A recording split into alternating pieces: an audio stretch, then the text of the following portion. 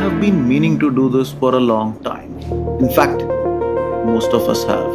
We talk about the drive, we plan the drive, we save the route on Google Maps, and then Monday arrives, and the route disappears, and life carries on exactly as it was.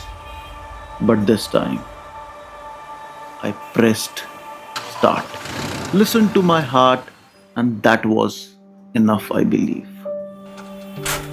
There is a specific version of the Mumbai city at 9 p.m. completely flooded with traffic and honks, and at 5 a.m.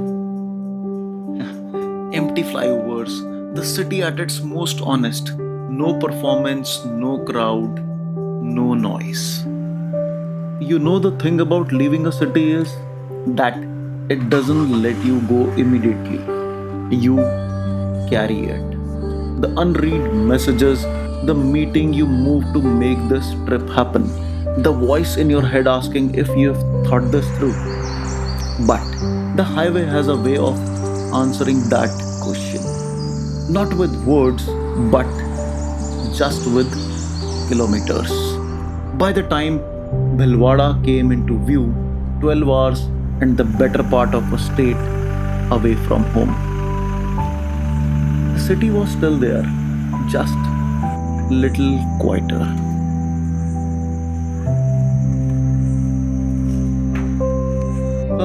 Then the another day comes, the second day, the day when the road stops being a route and starts being a companion.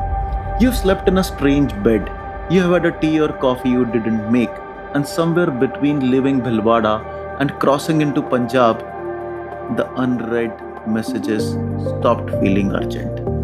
We pulled over to meet some old friends somewhere in the middle of it all. No agenda, no reason other than the road was going fast and we had time and they had chai, coffee, and bread. You know, I have spent hundreds of hours behind a wheel in my life, and I have learned that the best things that happen on long drives are the ones you didn't plan. The stop that wasn't on the route, the conversation that made you late, the moment you almost didn't take. By the time Zirakpur appeared on the signs, something had shifted. I couldn't tell you exactly when it happened, but the city, the weight of it was somewhere far behind us. You know what? By the time day 3 came, something else was happening. The road had stopped being the thing I was on and had started being the thing I was in. The flat straights gave way somewhere past Mandi. The road started to curve, then it started to climb.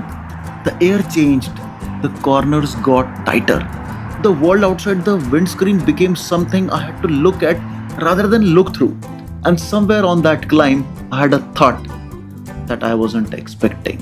I thought, I don't want this to end. Not the trip, not even the drive. Just this. The feeling of being exactly where I choose to be. Nothing else required, no performance, no deadline. Just the wheel, the road, and the mountains deciding to be enormous. And suddenly, we reached Manali. Day 3, engine off. In the middle of nowhere, you finally met yourself. You remember the dreams you sidelined. You realize how little you actually need to be genuinely happy. I stood there for a while. The city, all of it, felt like it belonged to someone else's life. I don't know why. So 3 days, Mumbai to Manali. The Hilux hasn't missed a beat, but Manali is not the destination. It never was. The smooth tarmac ends here.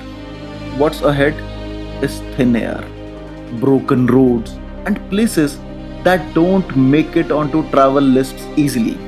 Ahead is a temple between two faiths, a road with no guardrails, and a valley that was forbidden for centuries. Now, the warm up is over. Drop a gear, my friend, because the real climb starts now.